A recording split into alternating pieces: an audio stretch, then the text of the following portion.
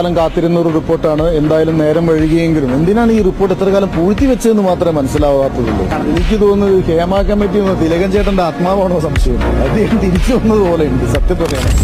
എനിക്ക് അമ്മയോട് ബഹുമാനമാണ്. എന്നെ പെറ്റമ്മയോടും അമ്മ എന്ന സംഘടനയോടും എനിക്ക് ബഹുമാനമാണ്. ഒരാൾ പോലും അമ്മയ്ക്കെതിരായി തിലകൻ സംസാരിച്ചു എന്ന് പറയരുത്. അങ്ങനെ പറയുന്നുണ്ട്. അതെന്നെ ബ്ലെയിം ചെയ്യാൻ വേണ്ടിയാണ്. ഞാൻ തുറന്നു പറയുന്നു, അമ്മയോട് എനിക്ക് ബഹുമാനമാണ്, അമ്മ എന്ന സംഘടനയോടും.